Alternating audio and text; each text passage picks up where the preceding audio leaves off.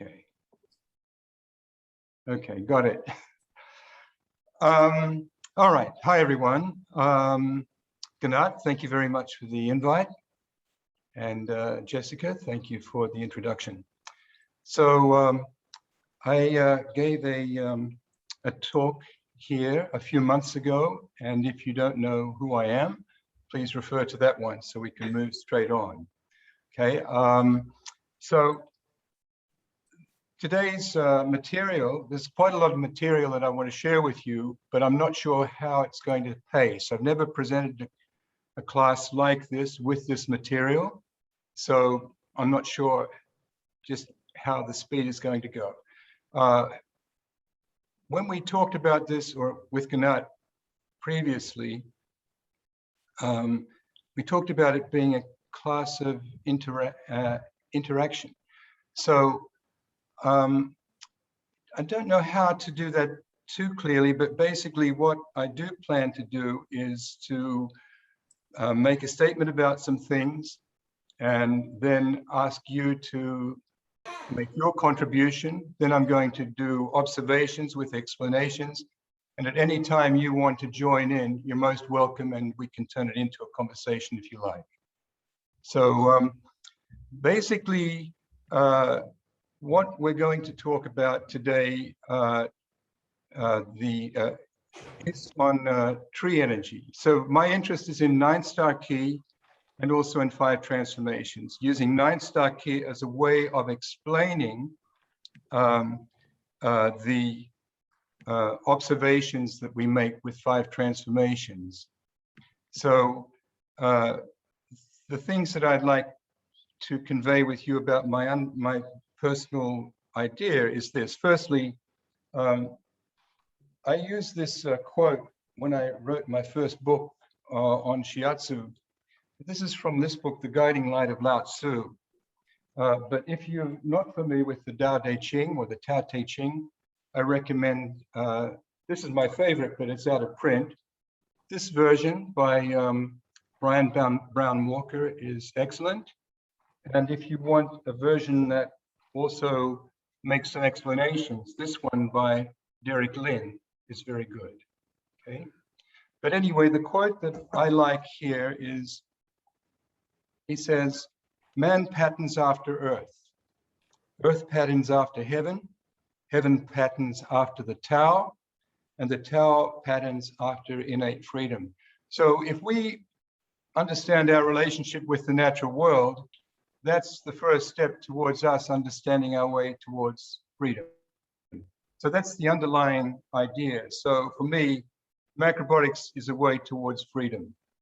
And within that, the other issue that is important for me in all this material is that by drawing on hundreds of profiles, we're getting images that explain the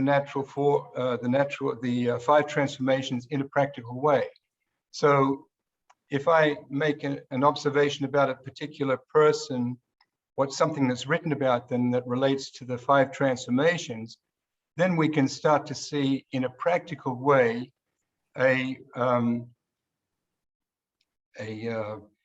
way that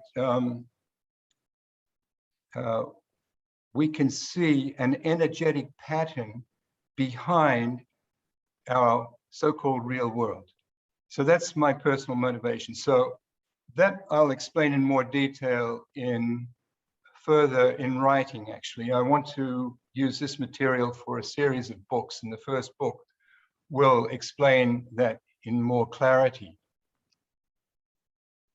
Let's see.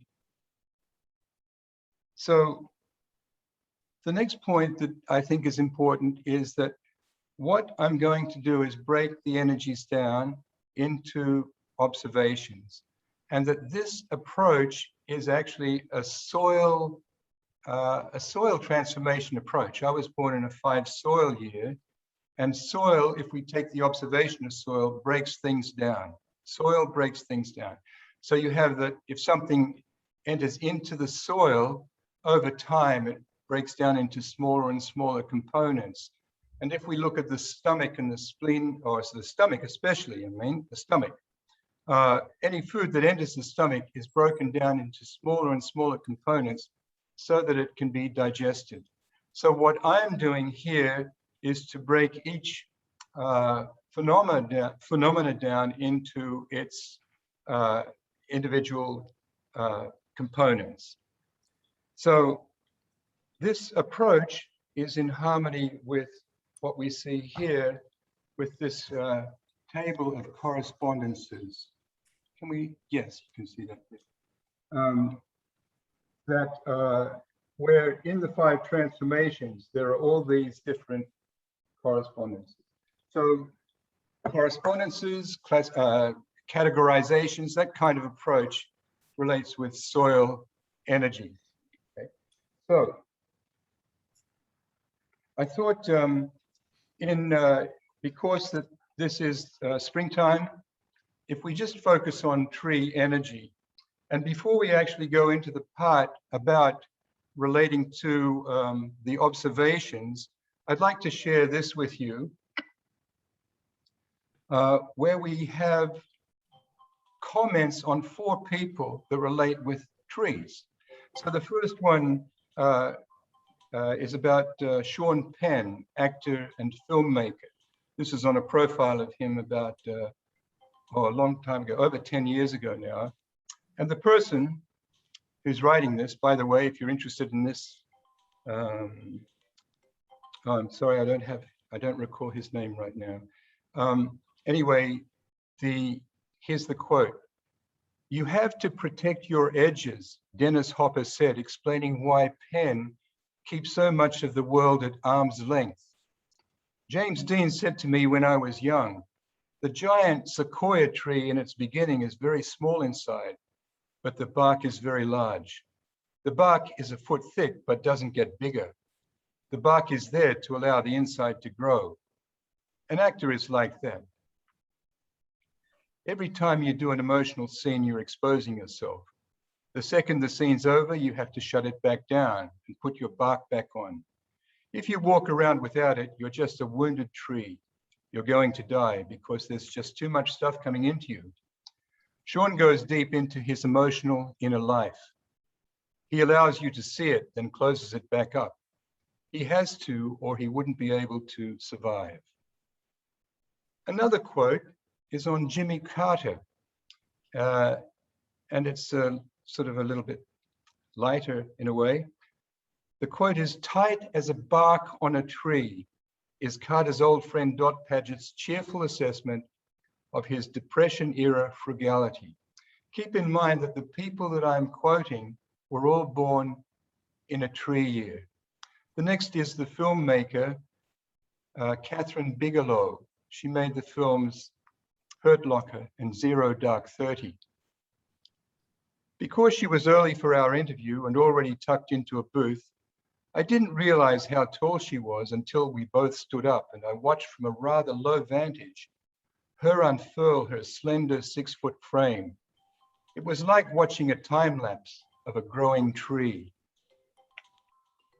And the last one in this section is on John Kerry. And the first part of the quote kind of is not that, not complimentary exactly. So I'm going to give you the full quote. And he says here, "He's always looked a bit like an ent, one of Tolkien's long-jawed, slow-talking tree creatures. His face is now more set in its sharp angles and down-running planes, and it better suits the depth of his voice and the way that his thoughts tend to wind around one another into extended, nuanced answers that are the bane of anyone who makes a business out of sound bites. Now, glancing out the window of the campaign plane, he seems fully formed as though something finally has set that took God's own sweet time about it." So the last line there is the important line. It says here, "Now, glancing out the window of the campaign plane, he seems fully formed as though something finally has set that took God's own sweet time." What we're going to see in the next section on observations is that a tree grows. And that image is going to come up quite often in tree profiles. So I was glad that he wrote that there, because basically what he's talking about is how John Kerry has grown, but we also had there a tree image to describe him. So the next section is where you're going to come into the picture after I introduce it, and that is tree observations. So we're going to try to understand tree energy by breaking it down into its components, right? So that's the step one. And then step two is I'm going to take certain observations and then expand them with quotes from profiles of people born in a tree year. So I'm going to begin. My list is down here, right, and on to the next page.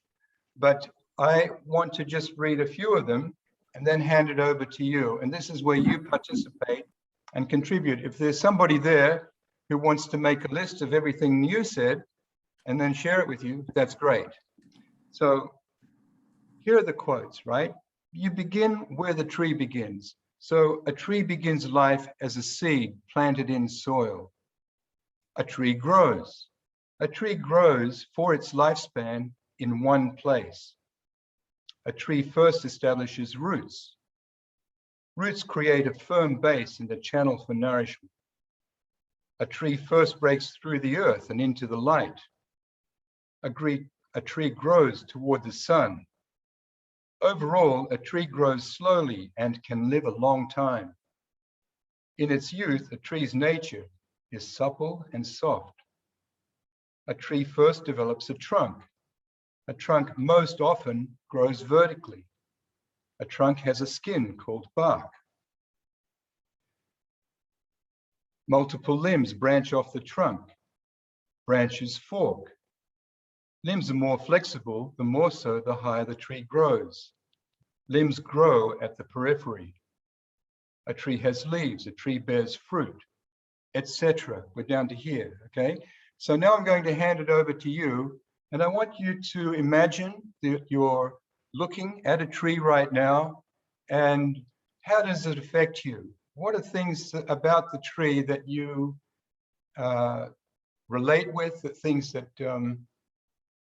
somehow or other make you feel that you have some insight into what that being, that tree, is all about? So please, over to you for a few minutes. Well, what you didn't mention is, because it's not visible, is that all the roots that the tree has underneath, I've read this, I don't know where, that they communicate with each other and create a community. And I think that's beautiful. That's really beautiful. Yeah, there are a couple of new, I read the lady who just released the book on that. And also there's a German forester is the word, who wrote a wonderful book on the life of trees, something like that. It was very successful. One thing I do want to do at this stage is I want to keep the observations as to your personal experience. What do you see? Those points are really worth contributing as well, because they're really important. But they come in a little bit later. I don't know if this goes together with what Maria said, the warning of what's coming. We just had a snowstorm last week or so, and a lot of trees broke, a lot of trees. And I don't know if that's an indication that we have to be stronger with nature, or I'm not sure what it means, but that's my observation. The thing that is important there, as far as relating this back to us, right, is that branches snap, right? There's that quality in tree energy under pressure, for example. So if we're relating this back to what you're saying, the trees are under pressure. Something of that nature could be what we're talking about. Okay. Thank you, Clara. Let's hear some more. I thought about the trees give fruits that we can eat and nourish from. Good. Yes. I'm going to talk about that later. Maybe we can talk about that now instead of later, if I can find it while you're talking. Also, Actually, Gretchen I've got this had in an a input. sequence. Actually, a tree, let's see. The quote in this case comes from the boxer Manny Pacquiao. Are there any boxing fans? You know, a little bit of a joke there. Sorry, I doubt it. But Manny Pacquiao is a very interesting person, and we're going to talk later about the difference between men and women born in a 4-tree year. And 4-tree men, from what I've seen here, particularly sportsmen, have become very religious, and he's one of them. And David, I'm going to interrupt you for a minute because I'm thinking that some of our participants don't know what that means, born in a 4-tree year. Unless I'm wrong. I think that might be the case. Okay. I thought I would I didn't mention it because we talked about it in the previous talk that I gave. So just to go back a few paces then, we're talking about the 5 transformations of energy, which is a theory that has been part of Chinese culture, not just philosophy, but in their practical culture for 5,000 years now. And it has permeated all aspects of their culture as well. So that's 5 transformations. So we have 5 different qualities: tree, fire, soil, metal, and water. But then we have a form of astrology that also comes from China, based on a book called the I Ching. And that astrology is called 9-star key. And through that astrology, we can find out what kind of energy that we individually carry. So, for example, some of us carry water energy, some of us carry or manifest fire energy or tree energy, etc. So when we come to tree, there are 2 qualities of tree energy. There's a 3-tree energy and there's a 4-tree energy. And the way that we find out what our energy is to take, to assume that I'm going to assume that we're born after February the 4th. So if, for example, a child is born in 2020 after February the 4th, right? You add up the numbers 2022, that's 6, and you take it away from 11, and it comes up with 5. So this particular year, after February the 4th, is a 5 soil year. But if the person was born in January of this year, it would be considered being born in 2021. So people born then were born in a 6 metal year. So what you need to do to find out what your energy is again, take the 4 numbers of the birth year and add them up and reduce them to a single number, and then deduct that number from 11. I don't know why it's 11, but it works. That's all I know, right? Now, if you're born before February the 4th, then you assume you were born the year before. Okay, so, you know, is there anybody there who looks puzzled from what you can see? Any puzzlers? Selma? Yes, Aaron? I'm always puzzled, but that's my energy probably. I'm trying to figure out what you said. You said 4 numbers. You mean So give us your birth year. Take the the birth date year. and the month. 25th of the 10th. No. So Just that's an 8? take the four numbers of the birth year. Okay. Of the birth year. Right. Okay. Right. And add them up. So add the numbers up and then deduct from 11. So this year is 2022. So 2 plus 2 plus 2 is 6. Deduct it from 11 and you get 5. So this particular year is a 5 soil year, right? Now, if the person was born this year, but before February the 4th, then you would assume they were born the year before. So that would make it 2021. 2 plus 2 is 4, plus 1 is 5. 5 from 11 is 6. So last year was a 6 medal year. And to continue the process or the sequence, next year, 2022 is 2 plus 2 is 4, plus 3 is 7. 7 from 11 is 4. So next year will be a 4-tree year. Okay. That's the best one. Oh, okay. So I think got a I'm, few just, things we're I'm getting, also a especially today. 4. I'm sorry? I think I'm also a 4 if I have done the accounting correctly. Okay. What was your date of birth? What? What's your The date of date or the year? Give me the date of birth. 25th Mhm. of October, 1959. Okay. So you were born after February the 4th in a 5 soil year.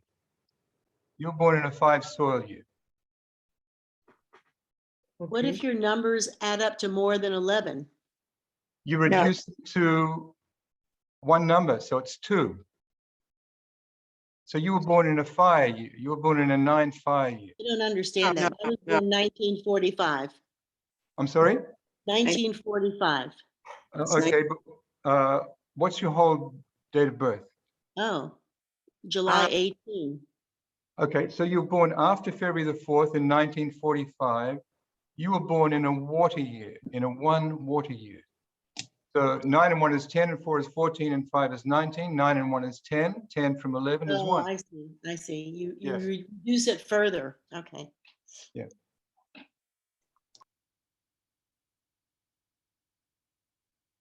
Okay.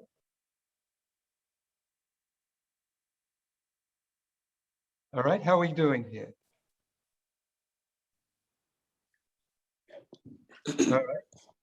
So you were talking about trees, right? So I brought up Manny Pacquiao, and my observation is you could call it a fruit-bearing tree, or a tree's branches extend outward, or the giving tree. So Manny Pacquiao became a boxer as a child because he grew up in a very poor family, and he was able to make money to support his family from boxing. So here's the quote. An acacia tree near the front of Manny Pacquiao's school became an early symbol of both his success as a boxer and his generous spirit. After earning money from fights, the 12-year-old Pacquiao would climb onto the tree's branches and throw treats down to his classmates. He gave 1/2 of the 100 peso prize to his mother and kept 1/2 for himself. The half for his mother was to support the family, said his former principal, Abayra Sawai McMod. Continuing, he bought little candies, she said. The pupils really were happy when Manny would come with a little prize. So he's there's a double meaning or a double inspiration or something like that with this quote, because number one, he gets up in the tree, and just like the tree is giving fruit, Manny's there giving the sweets, right? So that we have the tree image, but the other one that we see a lot in tree people is a sort of a helping hand, or an extending or a giving to other people, a reaching out. And I'll talk more about that as we move on. Okay, so let's continue with the tree observations. Do we have any more? I had an amazing experience when we were living in California. Went to Muir Woods. That's M-U-I-R Woods, and it's above San Francisco along the coast. And it's a public park, and it only took about 5 minutes to walk into an area where there were just amazing old ancient trees. And there was a little short period of time where there was no one chattering or no one coming through. And I sat down on a bench, and I swear I felt the energy from thousands of years ago. I mean, I just felt an incredible feeling that I wasn't looking for. It just came over me that I've never been able to forget. It was just amazing. And then eventually, you know, some wonderful having fun tourists came by, and there would be Spanish and then Russian and German and English. And so, you know, a lot of distraction, but that short period of time with the trees and just the energy, I guess that's how you express it, was amazing. You know, it's an interesting observation on your behalf on the issue of roots. A tree has roots. And what I've found in a lot of tree profiles is how tree people refer to their roots in some way or other.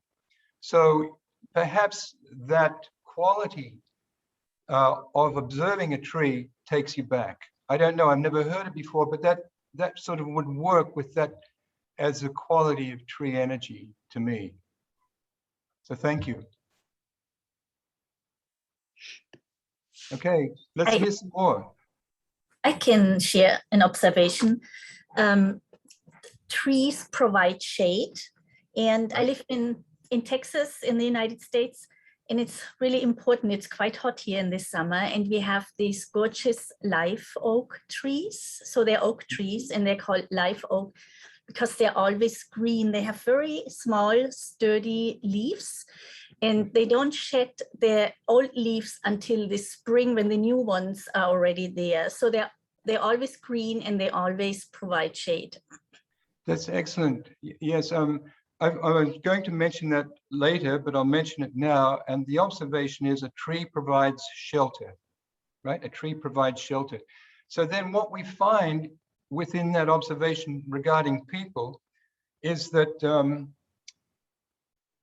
Millard, it'll come to me, I'll bring his name up when we come to it, but Millard, he created an organization called Habitat for Humanity. He was born in a 3-tree year, and Jimmy Carter, who was born in a 4-tree year, was also at one stage a supporter of that, a participant in that, a vocal participant of that particular quality. Another example, do you remember the musician Leon Russell? Anybody? Okay, we're going back to the 70s, and you probably remember, and I can't remember his name, with a little help from my friends.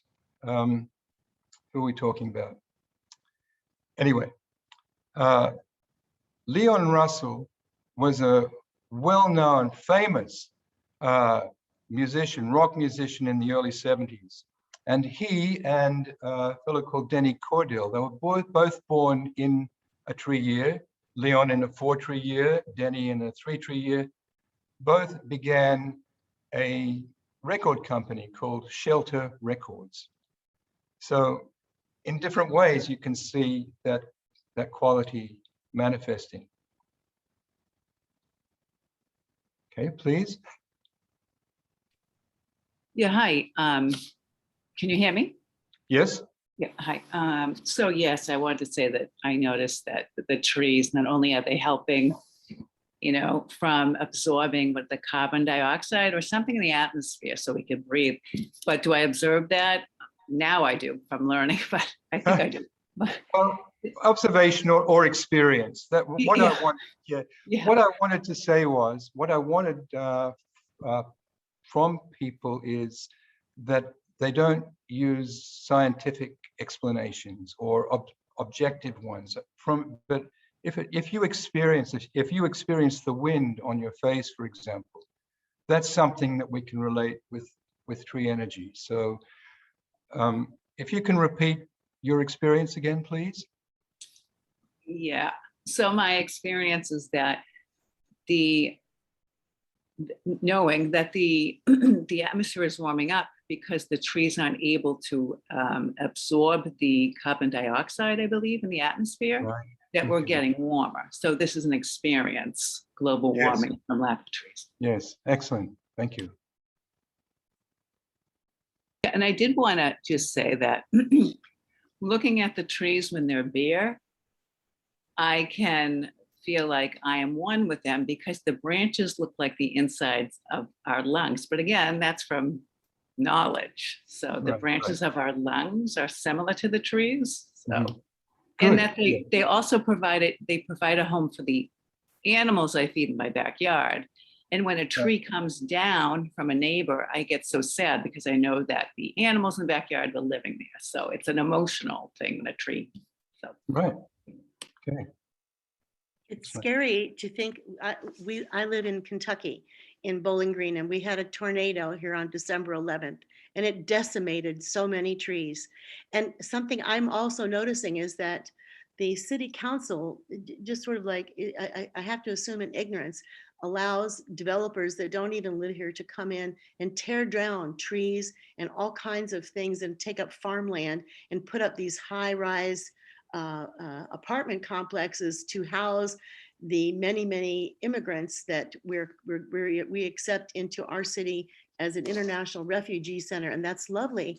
But I don't think they understand that there's some point when you're taking away all of the air that everybody's going to need to breathe while you're inviting more people in. And as farmers discontinue to want to farm because they can't make a living from it, and then and sell their farms for people to come in and build more structures and take away more trees, it's like we are headed the wrong way. So it's very worrisome to me. Right. Yeah. One thing we could talk about with trees being, there's the part that you're talking about with air, but just another issue with trees fall over. You know, what I've found in a lot of profiles is that the word downfall comes into the picture. You know, at the end of some people's, tree people's experiences. Okay, please, anybody else? All right, I'll continue now with the observations and my comments, and I would really appreciate it if you can contribute after I make my comments. Okay, it's open to you to add to it. So the first example is simply a tree grows. We could say, for example, that a tree is nourished by water. A tree grows toward fire. Soil provides the environment for a tree to grow. Metal has the ability, but not the ability, metal controls the tree. It can shape the tree, for example, or it can cut it down. But tree itself provides the quality of growing. A tree grows. So within that context, we can see different ways of that manifesting. So the first comes from T.E. Lawrence. T.E. Lawrence, or was Lawrence of Arabia. And his profile was really quite interesting. He was born in a 4-tree year. So the person finished the quote by saying, T.E. Lawrence was a Green Bay tree that shot in its early years to an extraordinary height and then never quite filled up. He was a glorious boy who could never quite discover how to be a man. So we have a growth issue in terms of T. Lawrence in that way. Lionel Messi, the famous soccer player, it's quite interesting how he left why he left Argentina and became a member of the Barcelona team.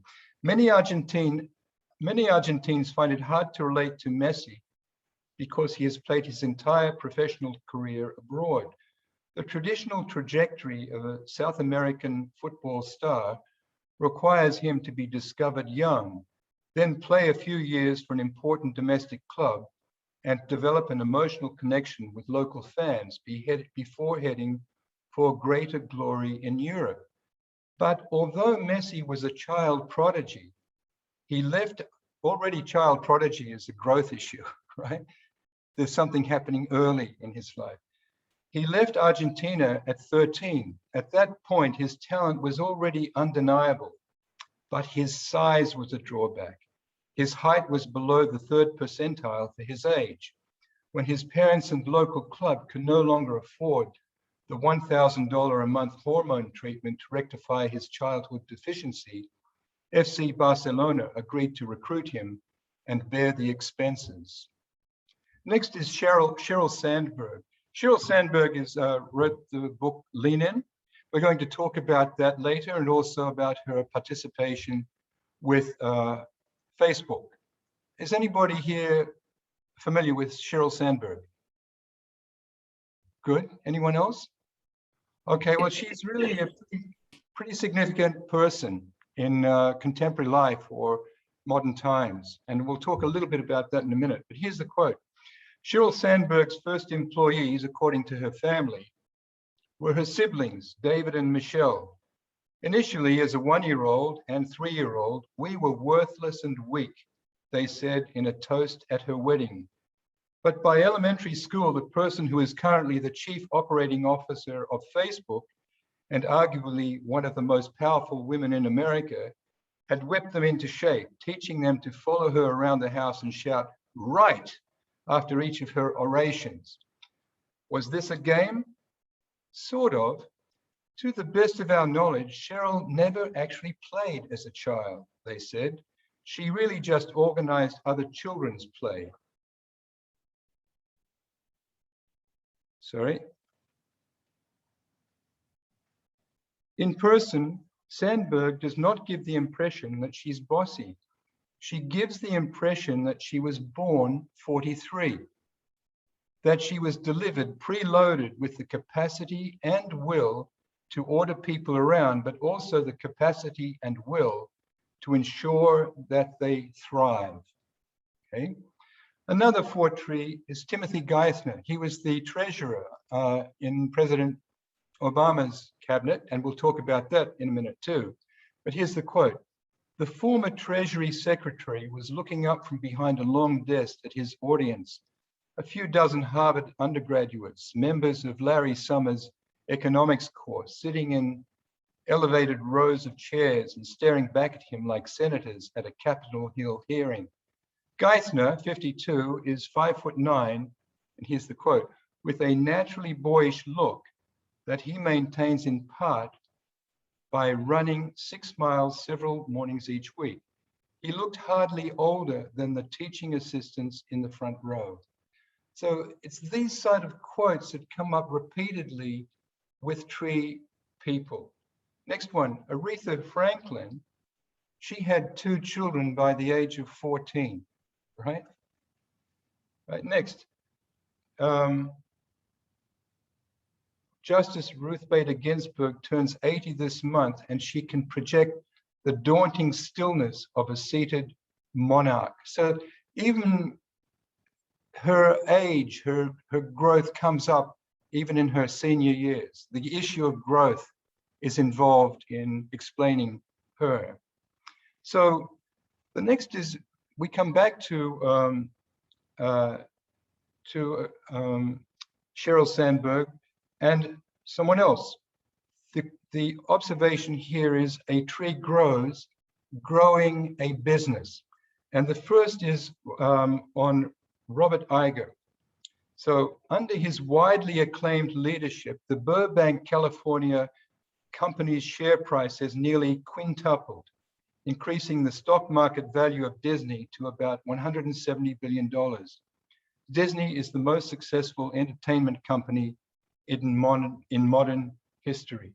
So Robert Iger was born in a 4-tree year. And this leads on again to Sheryl Sandberg. Sheryl Sandberg also born in a 4-tree year.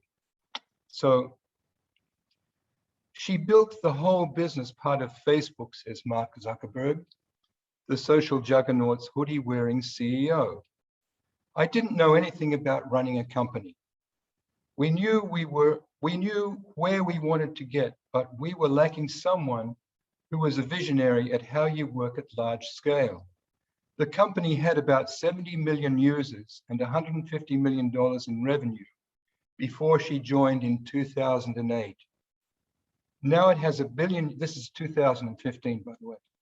Now it has 1 billion users and recently reported revenues of $1.59 billion for the quarter. That was 2013. 2015 was $17.9 billion. So a tree grows. If you're running a business and you have a member in your group who was born in a tree year, they might be the ones most appropriate to ask, how do we grow our business? They have a certain knowledge or intuitive or innate ability to do that. So any questions on that particular observation? A tree grows. Any comments?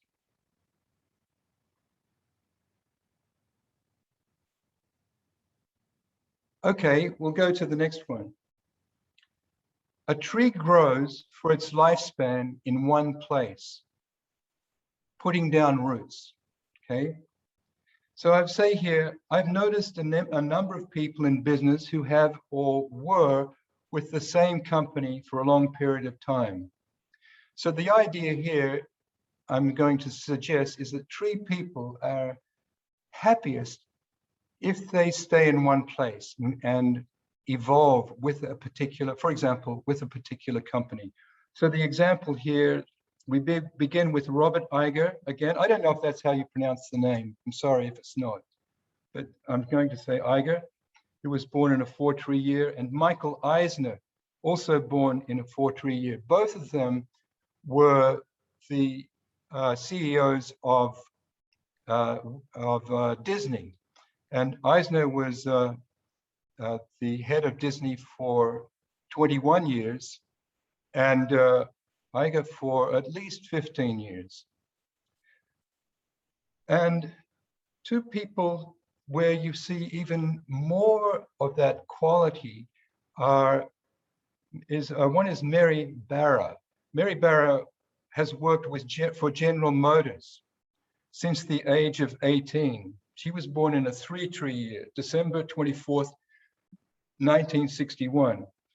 So she was born there since the age of 18 and has gradually climbed the ranks, serving in various positions before becoming the CEO. I think she became the CEO in 2016. And also in this regard, we have Rex Tillerson. Rex Tillerson was, until the end of 2016, from 1975. From 1975 through until 2016, he was with Exxon Oil. And he became the CEO, I think, in 2006, right? So for 42 years, he was with Exxon. He was born in a 3-tree year, March 23rd, 1952, right?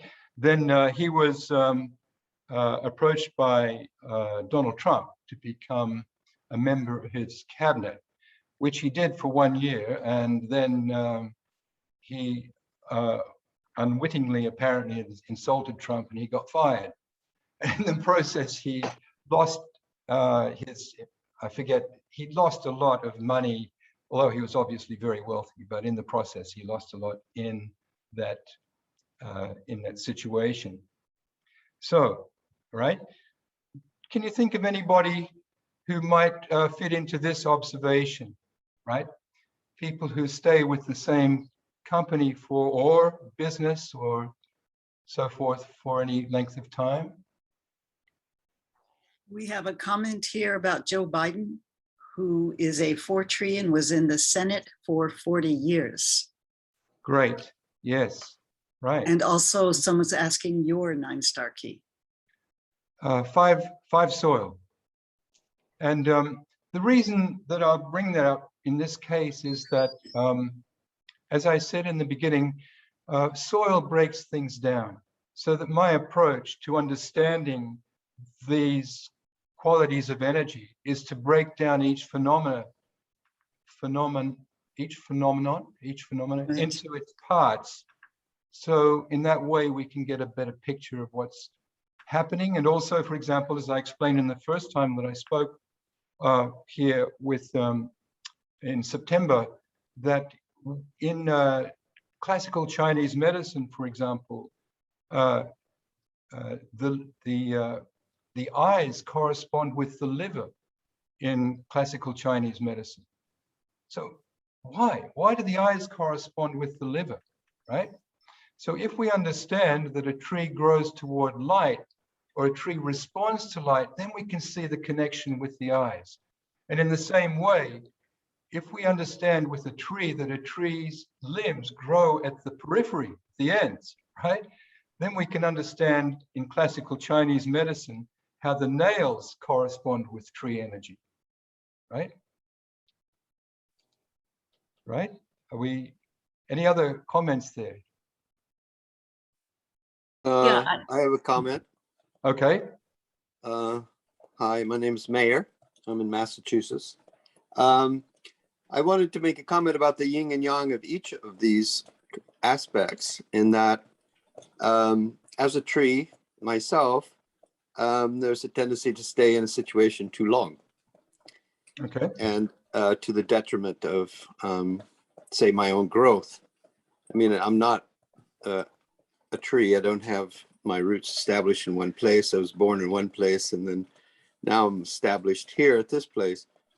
But in terms of relationships, intimate relationships, and also in terms of employment, I have found a pattern where I stay beyond the usefulness of my being in that situation. So I wondered if you'd comment on that.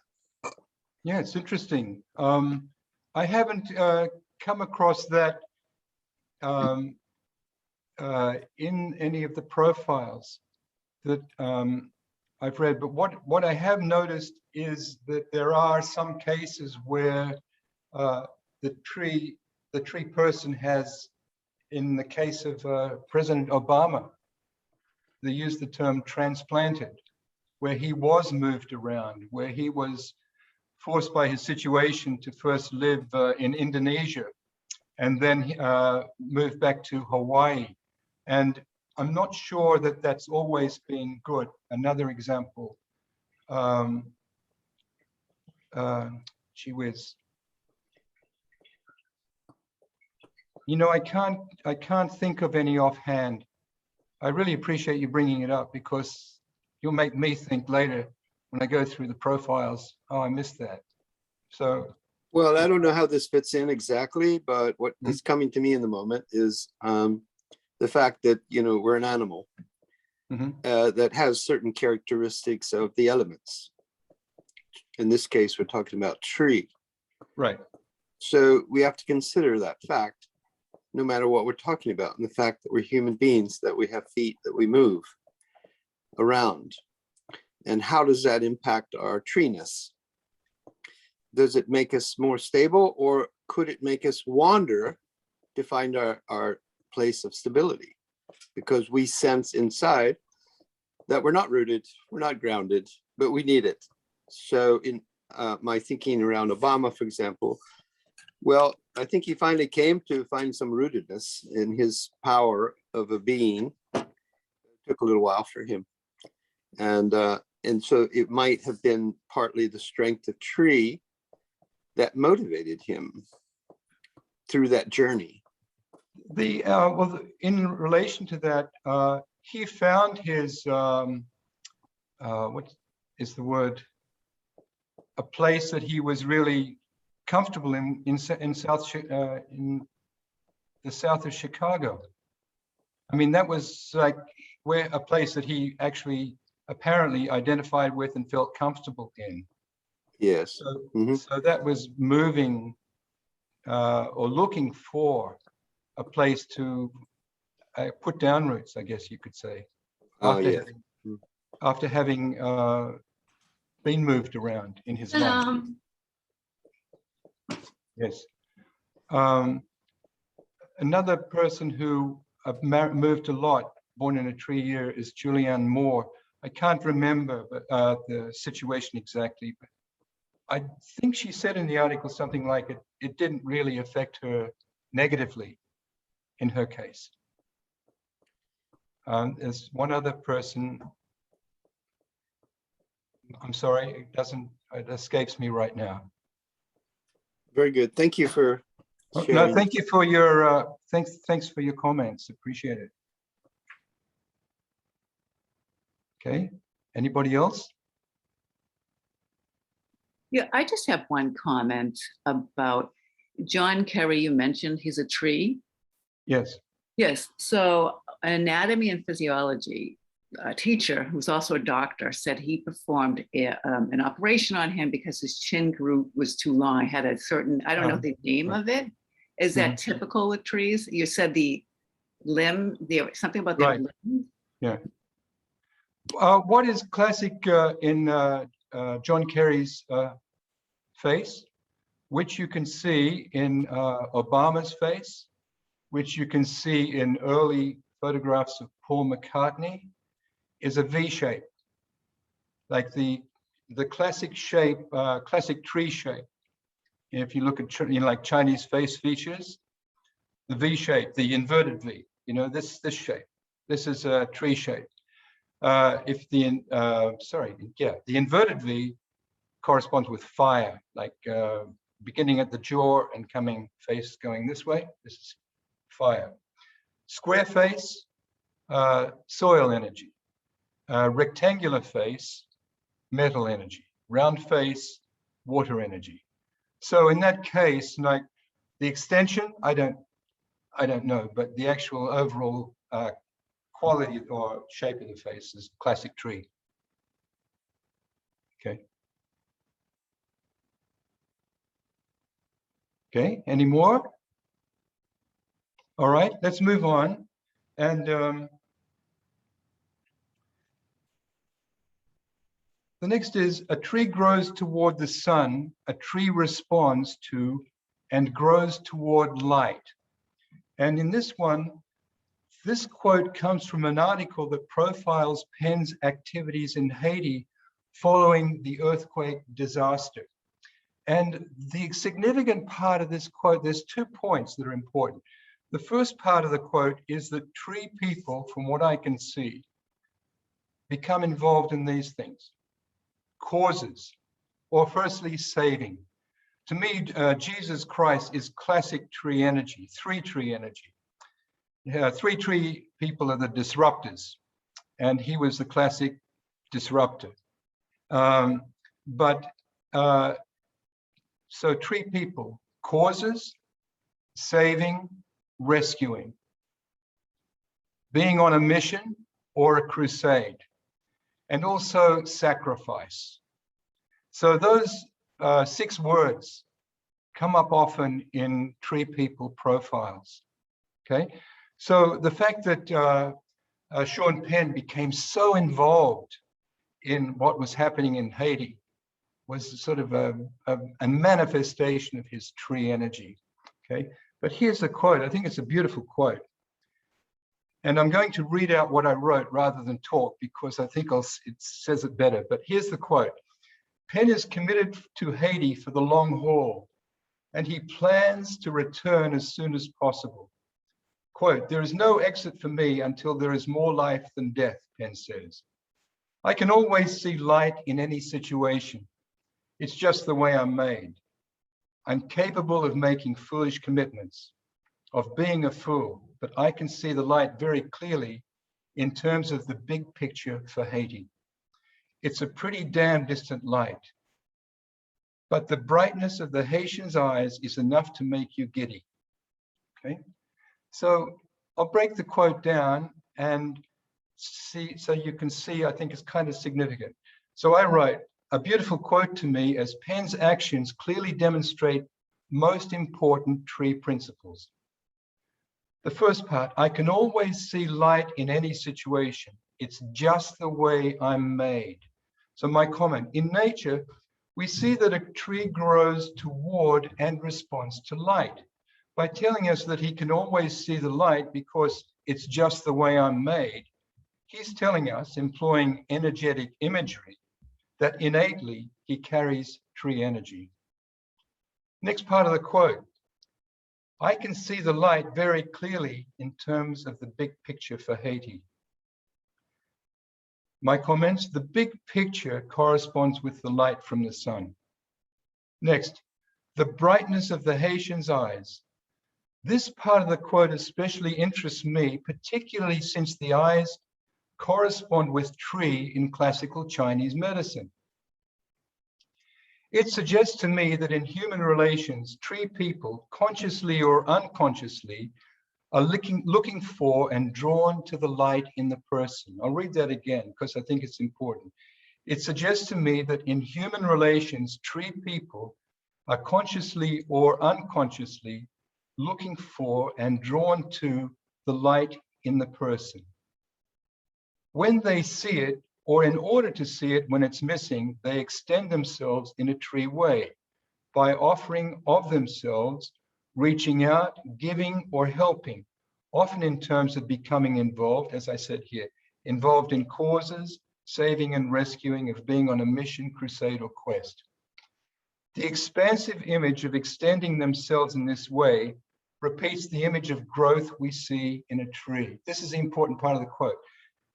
Another important part. The expansive image of extending themselves in this way repeats the image of growth we see in a tree. Tree people grow by giving of themselves, or we could say that for those not born in a tree year, by giving of oneself, one is developing one's tree energy, which helps on a practical level to open up stagnation or congestion in the associated tree organ, the liver, negatively associated with the emotion of anger. And here's the final one to remember. In other words, the anger can disappear if one looks for a way to give. Okay? So I've made a note here to show a list connected with acting. So the first thing here, in this case, is that, no, I can't believe that. What did I do with it? Oh, here we go. Okay, so I have well over 1,000 profiles I've read for this work and made notes on that will all be converted into books. And in the meantime, what I do is, if a name comes up in a newspaper article or something like that, I put it into columns that will become lists. So when we look at the acting pages for this particular one, we can see the first page here. This is water in numbers down to here, a little bit up to here. Soil, to soil, we can see, oh, sorry, we can't see them. If we look at to soil, let's see if we go here. To soil comes down to here, just a little bit to here. But then when we get to tree energy, what we see, I've got three tree, begins here, goes over the whole page here.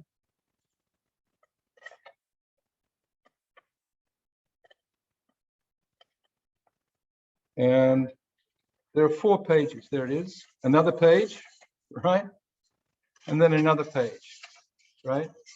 And if we go through the whole lot, what you see is that easily more actors were born in a tree year than in any other energetic year, right? The others may be well represented, but tree people particularly are more suited, it's, I think, to acting.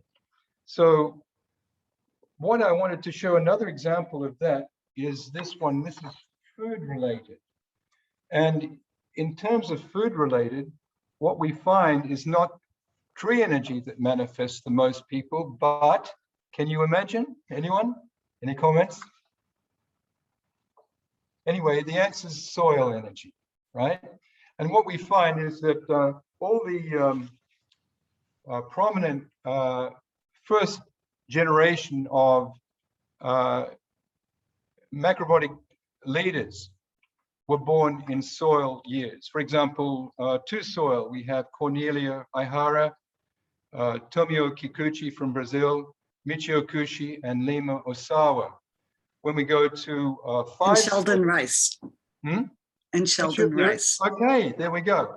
Was he first generation or second? Or third? In macrobiotics? Yes. What I was saying was First. the teachers who first came over, like Osawa and Lima He was with Micho. yeah, all right, okay, so Sheldon as well, right? 5 soil, we have Aveline Kushi, right? And then we see there's a long list here of 5 soil people. And then if we go over to 8 soil, we have George Osawa and Herman Ihara, right? But anyway, the lists of soil people connected with food, they are the most prominent in that particular field, right? You have like this interesting, the names that come up and the connections with different people. So these are things that I'll share with you when they're finished. So what I've done is I break the names down according to their profession, according to what particular energy they were born in. So you can compare the person with all the people, in this case, female, born in 6 metal. And the reason that I distinguish male and female with each number first came up because of 6 metal women. There were much more, the list of 6 metal women was much longer than women born in any other energetic year. So remember, these are profiles of people. So they're people who maybe get more attention.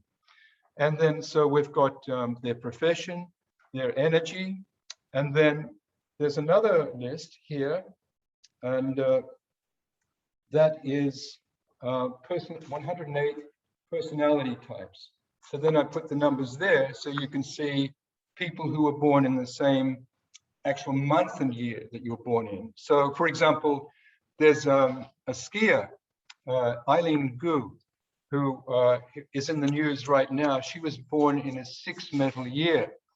And she's one of 4 famous people born in a 6-8-3 year. That means like there are 3 numbers in 9-star key. So we have Madonna, Alex Honnold, the mountain climber, what do they call it? Free climbing, and Philippe Petit. And Philippe Petit is particularly interesting in this case.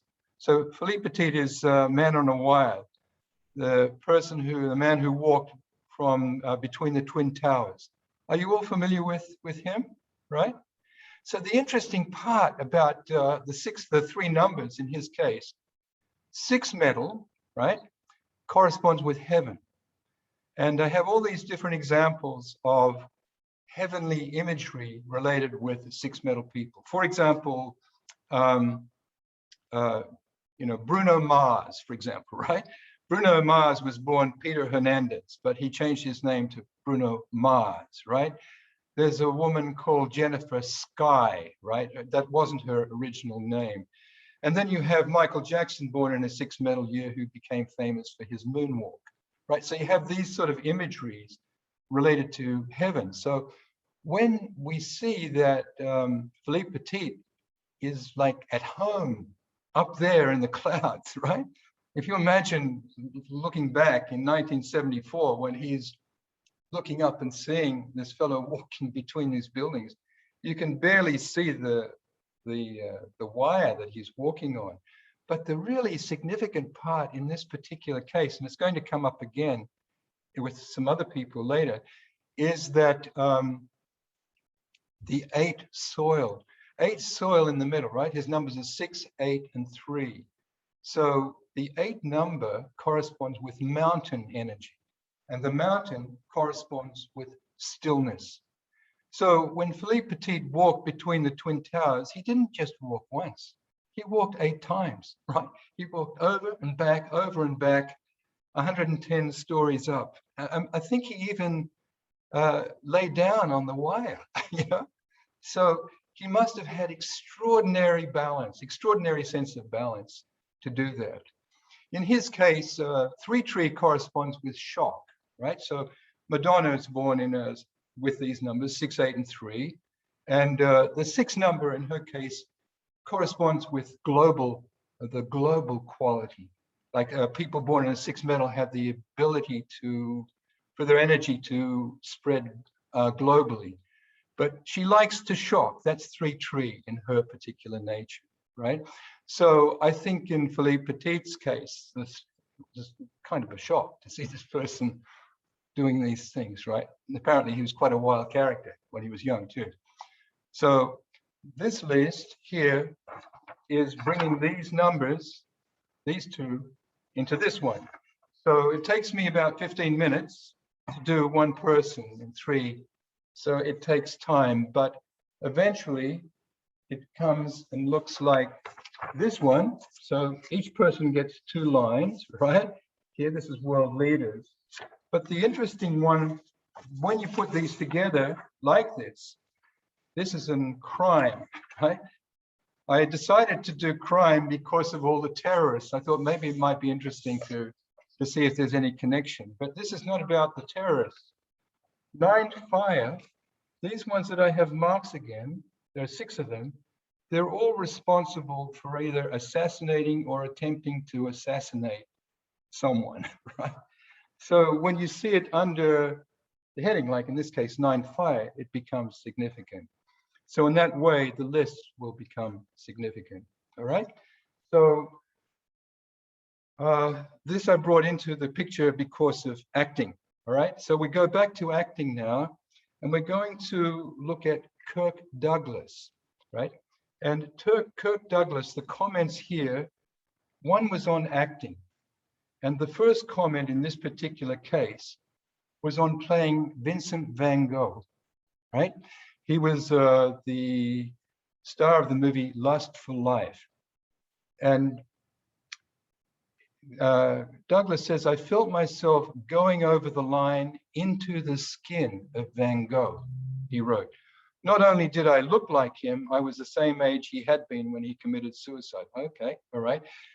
So the experience was so frightening, he added, that for a long time he was reluctant to watch the film.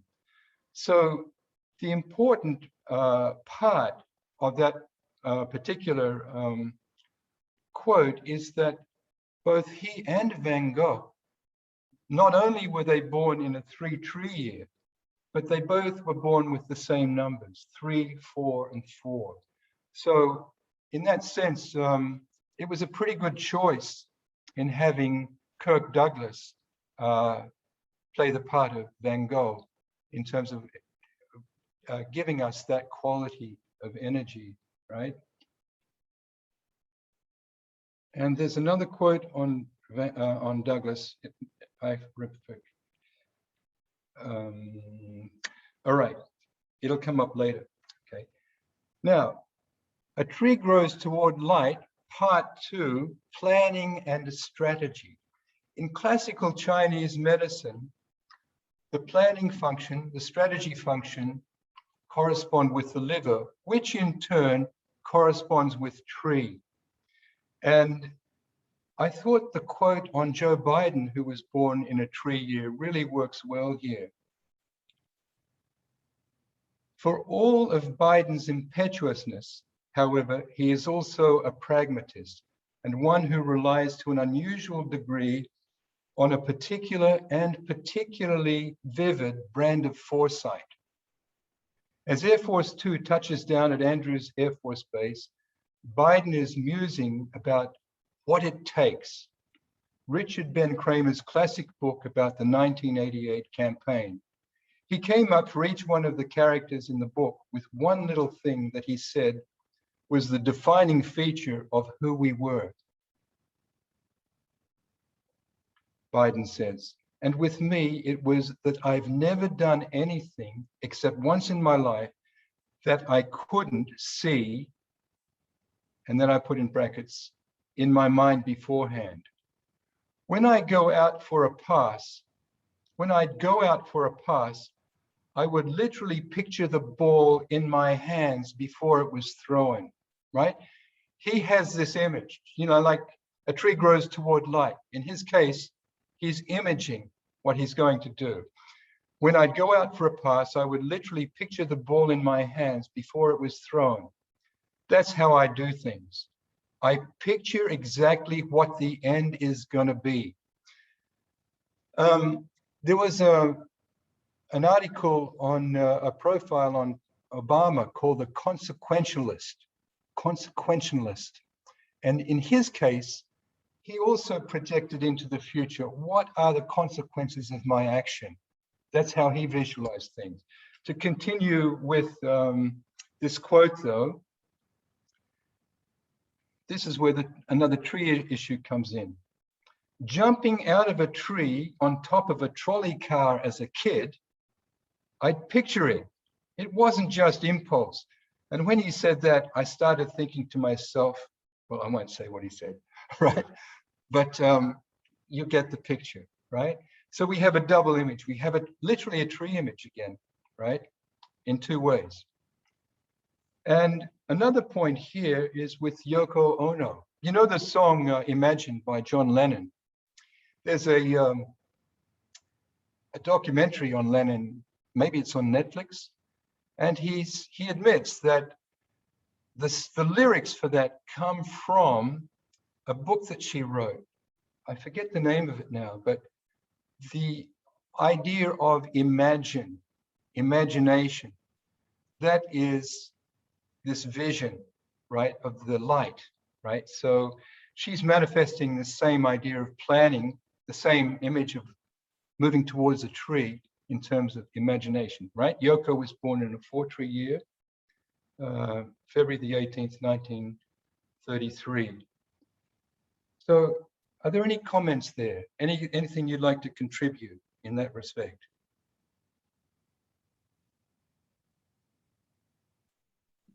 Please, somebody, while I'm looking for the next thing to show you. David, I have something I learned recently about trees, which was they've discovered that the roots of trees, when they interfere with pipes and plumbing on your lawn, you know how trees can entangle themselves, that they're actually attracted to the sound of the water. And that those little hairs on the roots are hearing the water. Wow. I thought that was fascinating. So you have it reaching for the light, but also the roots listening for the water down below. Yeah. Yeah. Yeah. And there was something I read recently about the roots actually penetrating rock to get to water. Wow. You know? Yeah. And you wonder how they must be affected when they're replanted, when they're dug up and planted somewhere else. What does that do to the tree? Yeah. And also, Yeah. how do you affect a child's destiny when you interfere with their birth date? Say, like with cesarean section, they are taken before they would have been normally born. So how does that affect their, their destiny, their energy? I mean, just things that come to mind. Yeah. I shouldn't step away from the screen because I've got the book over there. I can't remember the name now, but as I mentioned about the German forester, Peter, I forgot his last name. He talks like about when a tree grows next to a street light, it never sleeps. So, he's trying to say how, the more empathy that we have for the natural world, the more we really understand things that we overlooked before in the past. Okay. In a movie about fungi, Stamets, so Paul Stamets, he speaks about the fact that the trees actually communicate with each other and can supply each other with nutrients from place to place. Well, this is coming from a new book. I forget the name. She's a Canadian scientist. It's just been released, and she talks about the mother tree and how the mother tree feeds the trees in that area, the ones that are needing. I'm sorry, I can't remember her name, but if you look out, something like Canadian scientist, trees, mother, something might come up.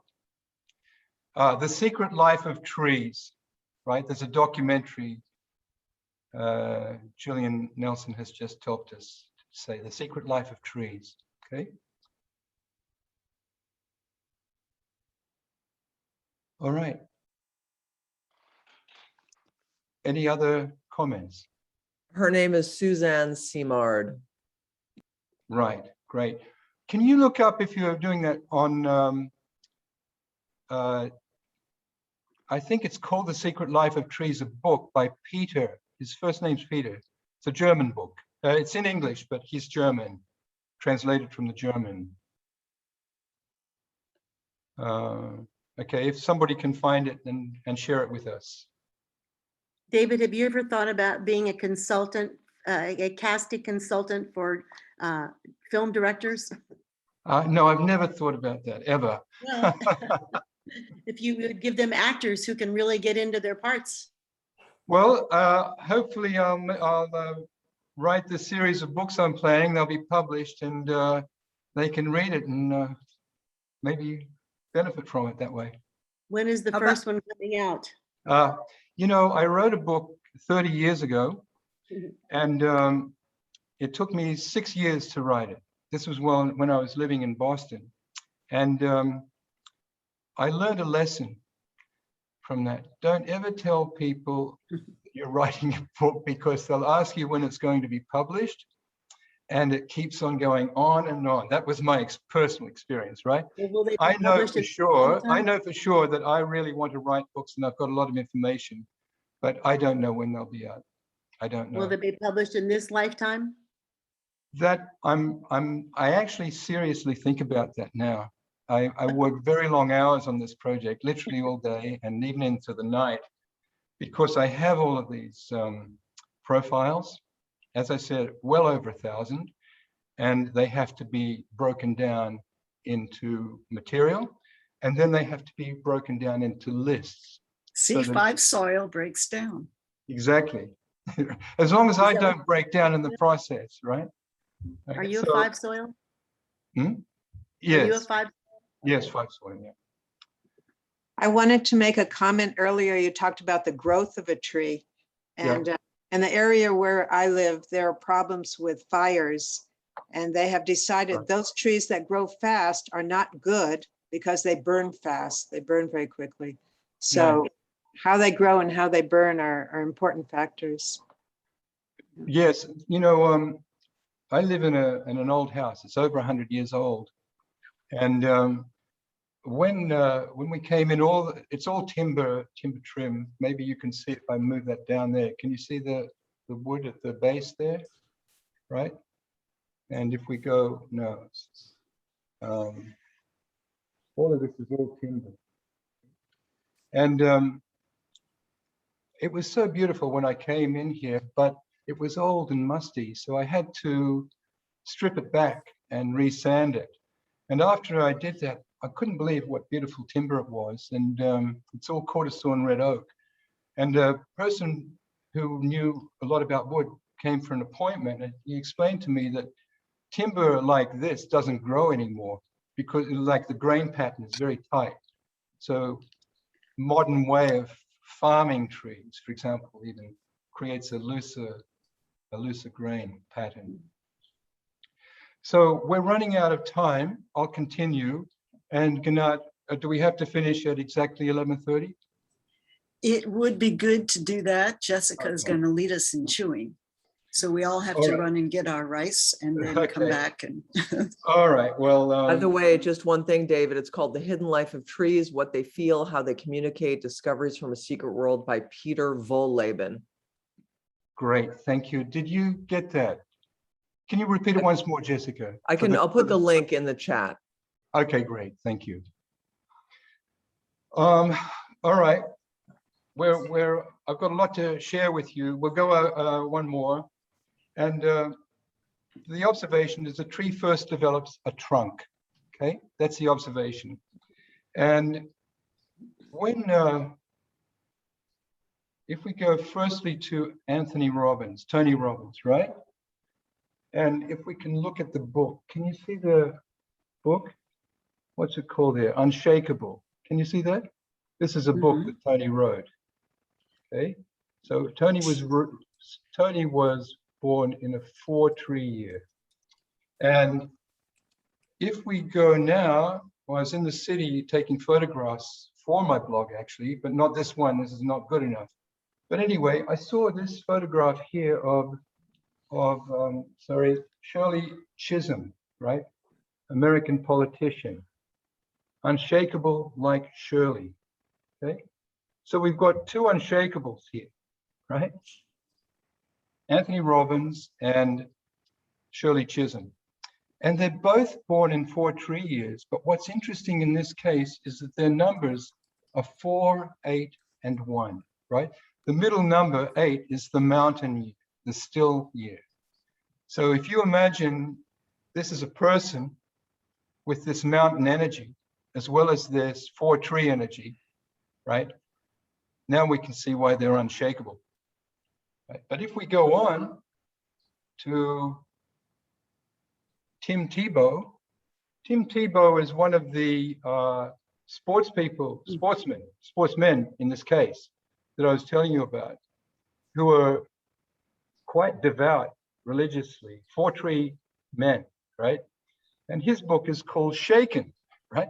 So again, we have a tree image, but in his case, he says here, oh my goodness.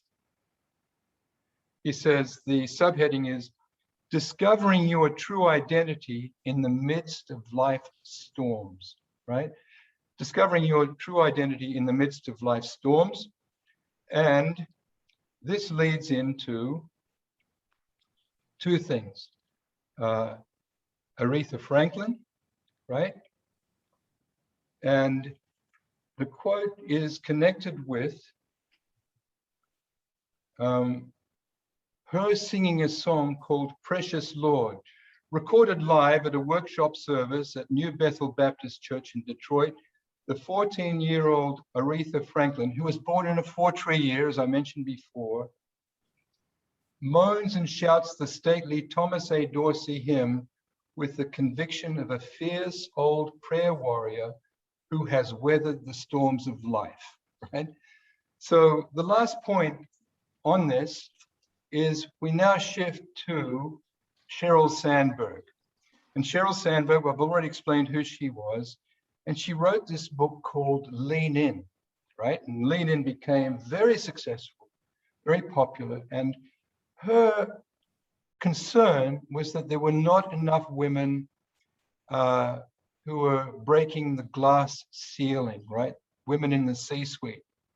And I didn't really understand the meaning of leaning in until, now this was one of the last things I was going to share with you.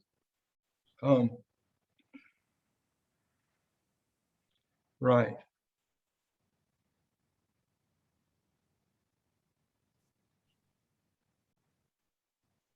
Right.